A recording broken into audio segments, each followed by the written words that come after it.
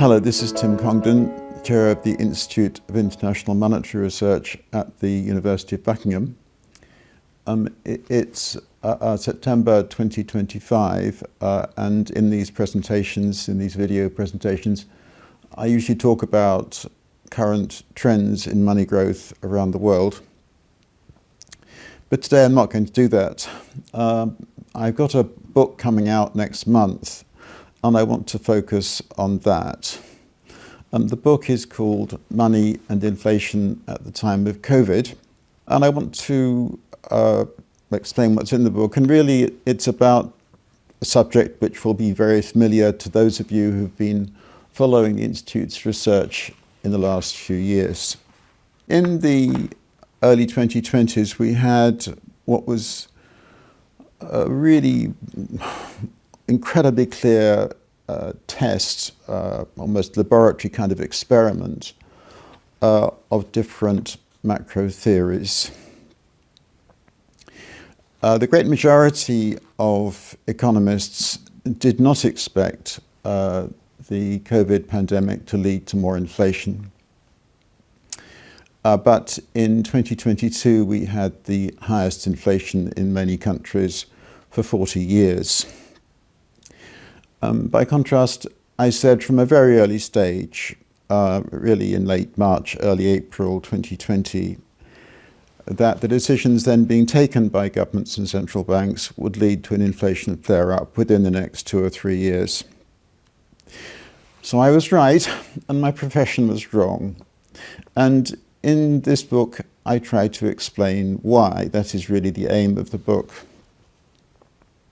Now, the book has 2 parts. The first half is an account of my analytical framework, my theory, if you wish. This theory is a version of the quantity theory of money. It goes back centuries, but the second half is an application of that theory to recent events. So there's 2 bits, the theory and the application. I should just say that although the theory that I use has many roots, goes back a long way, is in some respects distinctively my own. And that may be a really important message that I'm trying to get over. Now, you may wonder, if you are new to this topic, about the claim I've just made, that the leaders of macroeconomic thought, and indeed practically the entire economics profession, was wrong in its assessment of these events. Well, I'm going to just quickly recall 3 people. I'm being a little bit unfair here, because if you look at market pricing of bonds and other asset classes, particularly of bonds, it's clear that not only were the economists wrong, but so were financial markets. I mean, the great majority of markets were expecting, again, this persistent disinflation, deflation because of COVID. Sure enough, they changed in 22 and 23, but at the start, they went along with this. There's obviously thousands of people caught up, tens of thousands of people caught up with this view that COVID would lead to disinflation. And also, one could see in publications from all of the multinational agencies and so on, the IMF, the World Bank, the OECD, and so on, they all went along with this deflation, disinflation story. So, but I'll just quickly go through these 3 individuals. One is this chap, Clarida, who gave a speech in May 2020, Economic Club of New York. The COVID-19 contagion shock will be disinflationary, and not just over the next few months, but over the next few years, meaning presumably out to 2023 and 2024, even after there'd been this inflation flare-up in the end of 2022. This is a lady called Isabel Schnabel, who is the current German representative on the ECB Governing Council. There's the Bundesbank's own representative as well, but she said in June 2020 in a speech in Frankfurt that inflation could remain at close to 0% well into the next year, and even negative inflation rates are possible. Core inflation, which excludes food and energy prices, will remain below projections from us as recently as March, just before COVID, and will do so for a very long time, meaning presumably again out into the mid-2020s. And then we have a chap called Olivier Blanchard, who for some time was chief economist at the International Monetary Fund.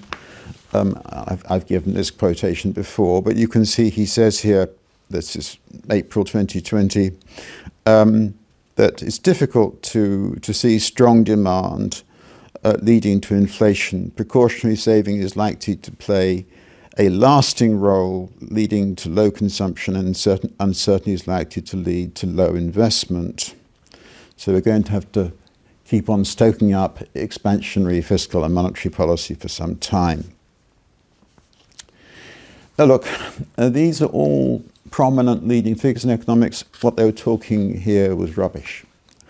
And I have been selective, and I just should emphasize that it was also just market pricing implied that many thousands, tens of thousands of people went along with this kind of stuff.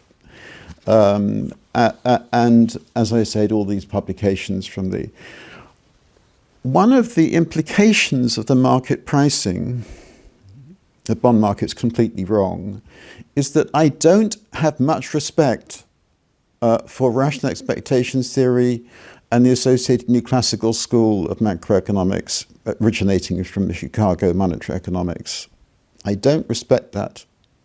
And neither do I have any time for the market monetarism associated with Scott Sumner. This may come as a surprise to you. I've been a market participant myself. I don't believe in wisdom of markets in the way that some of these academics do. So let's just be clear about that.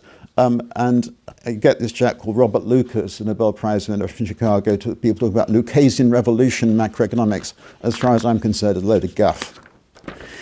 My position is what I call broad money monetarism.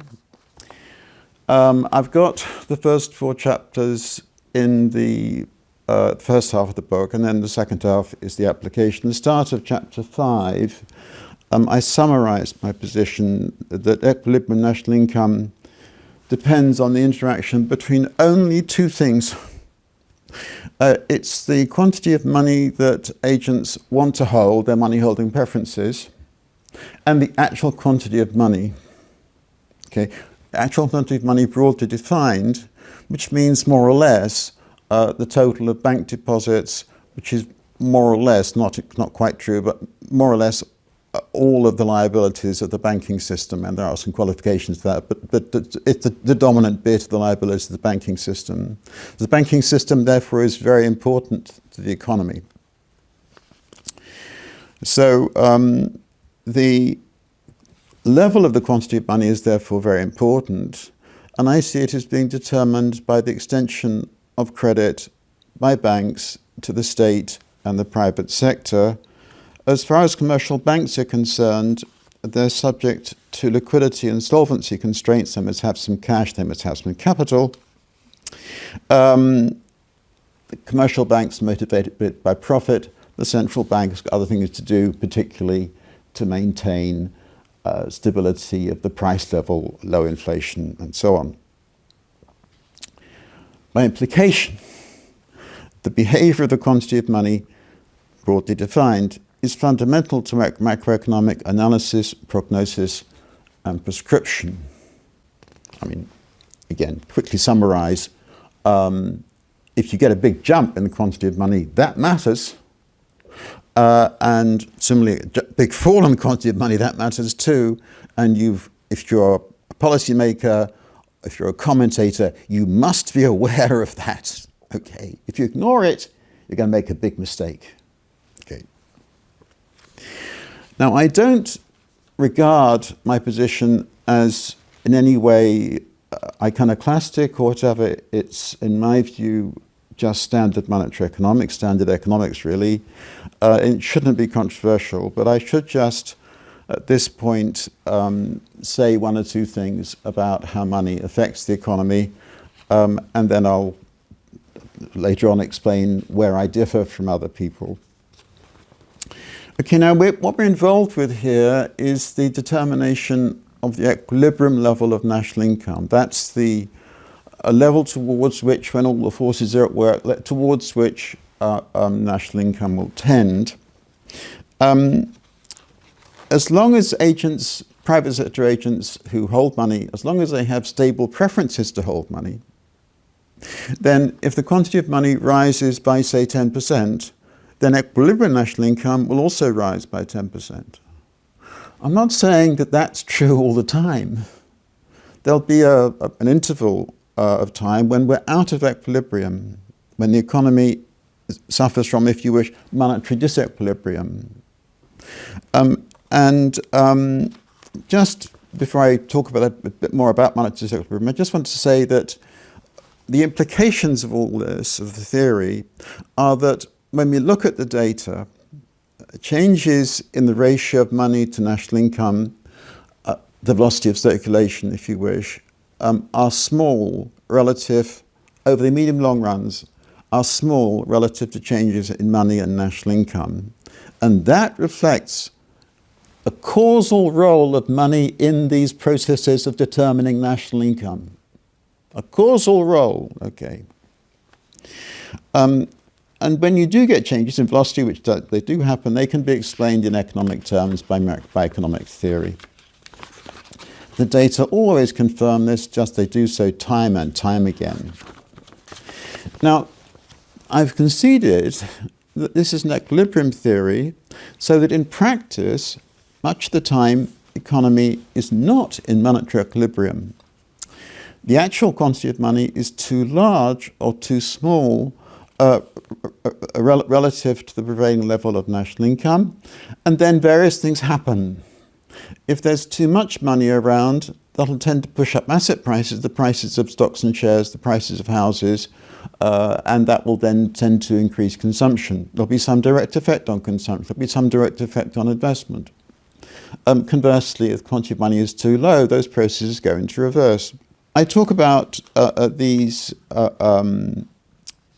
processes of adjustment in particularly chapters 1 and 3, really, of the book.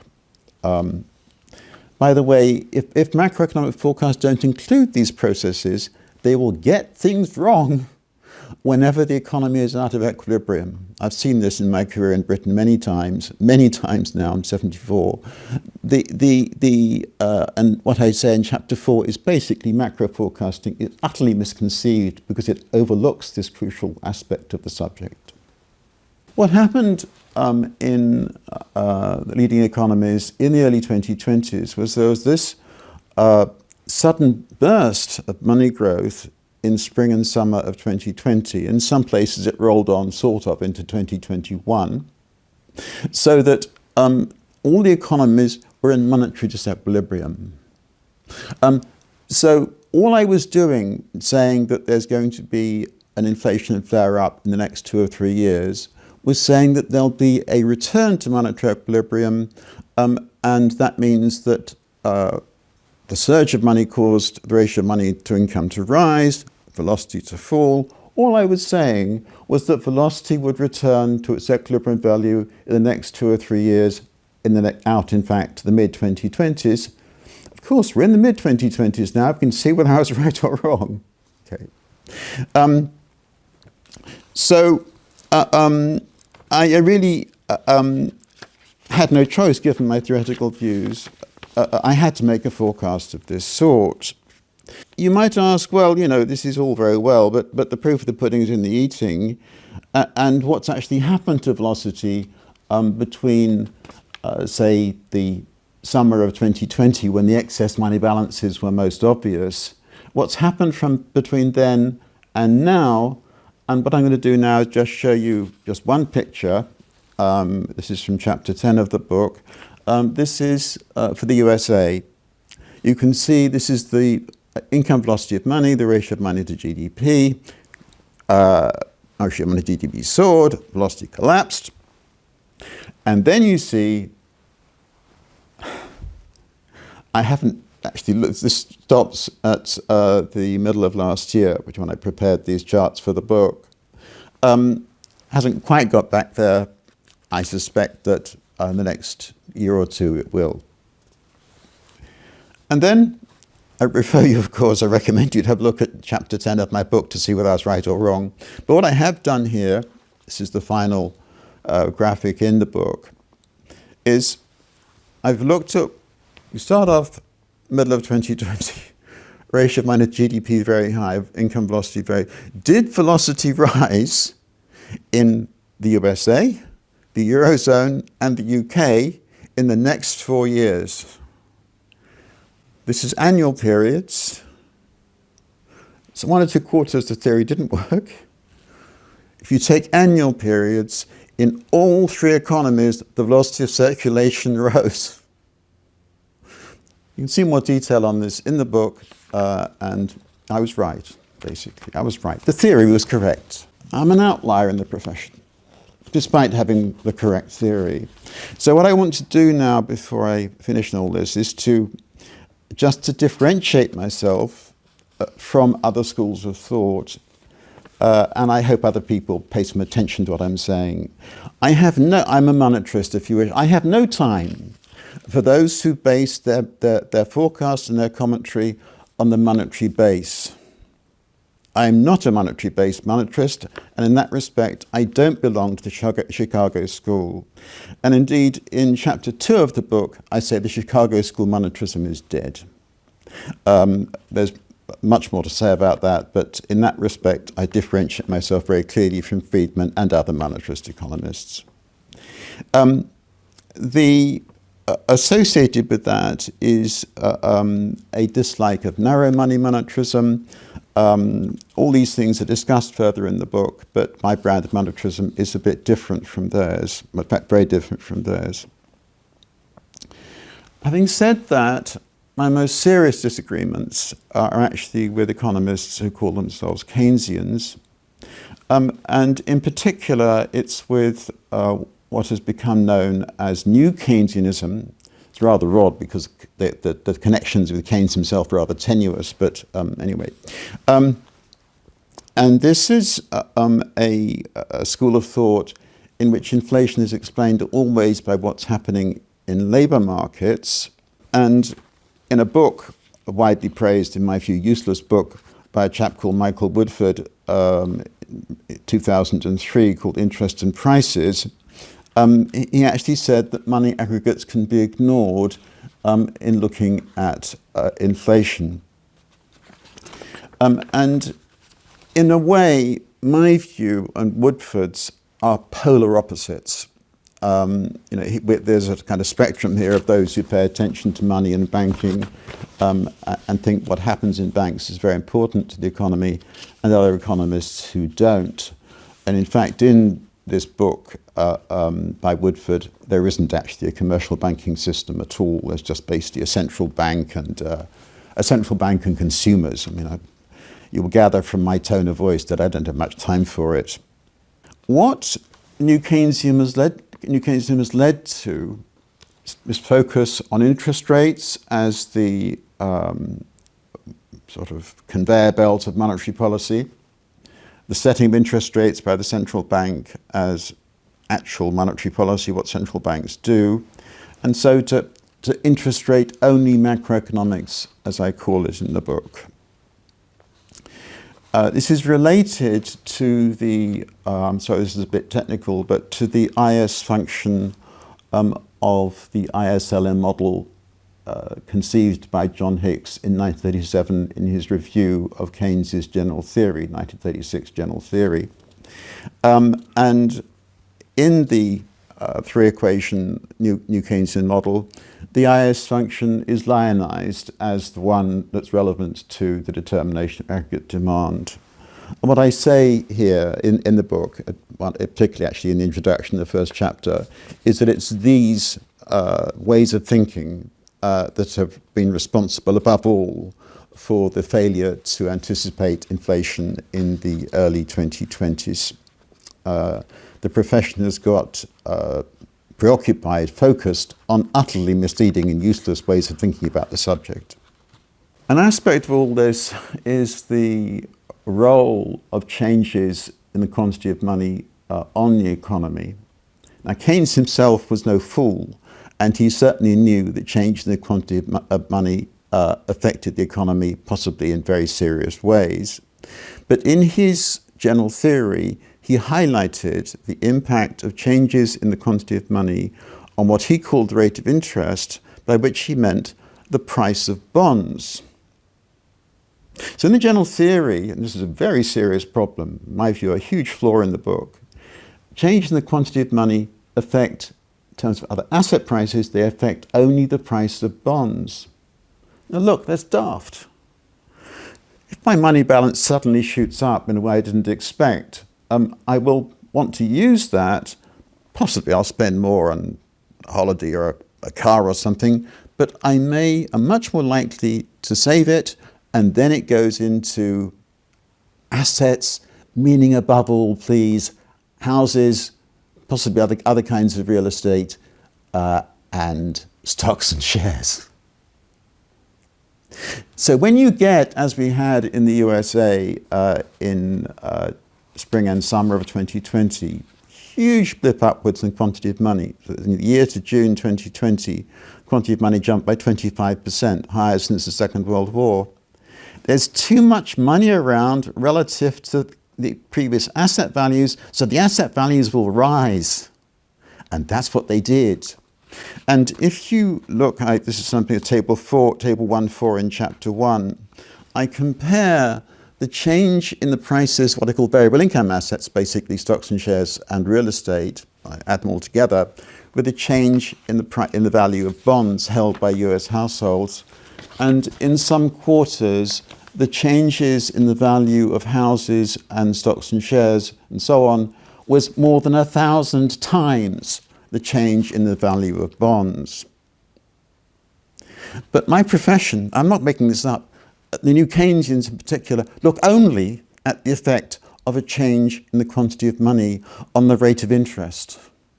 That's all they think that matters. That's this IS function. Bonkers. I know it's crazy, but that's what they do. And then if you want to understand why they got this episode wrong, well, you can see what I'm saying. All right. I'm going to finish this presentation with two warnings. Look, what I'm saying isn't difficult. In making the forecast of inflation in spring and summer of 2020, this was a straightforward application of a theory which is simple in essence and valid as a matter of fact. You could hardly get something, more direct and obvious. This is, as I said, it was a very clear laboratory experiment. The vast majority of economists are wrong. This affects the image of the profession to the rest of society, to policymakers. It matters to the way in which they're received. Economists are received and viewed by politicians, including, may I say, populists of the left and right. This sort of thing mustn't happen again. I'm telling this bluntly to my other economists. This mustn't happen again. The second thing I want to say is about central banks. What central banks have done in reaction to this crisis is not looked at the money data. The research departments instead have been tried to exonerate the central banks for what's happened. So what they've done is to blame the inflation on external shocks to costs and prices. This is, for example, the rising gas prices when Russia invaded Ukraine from February 2022. If you check what was actually going on in January and February 2022, before anyone knew for certain about the invasion of Ukraine, inflation had already surged, and all of the survey evidence from business was that cost pressures were extreme and so on before the invasion of Ukraine. The way that central banks haven't incorporated money in their analysis is shocking. They mustn't be surprised, these institutions, that their independence is under threat. And again, as I say, politicians, populist politicians on left and right are very likely to undermine central bank independence, and it's the fault of the central banks and the top central bankers themselves that they're in this mess. So obviously what's going on in the USA is... So I'll close there. This has been a very sorry episode. Of course, I can, in a sense, gloat about what's happened. We must sort out that inflation is caused by excessive growth of the quantity of money. As Milton Friedman said, I agree with him about this, inflation is always and everywhere a monetary phenomenon, and so we must return to the monetary origins of inflation. Thank you.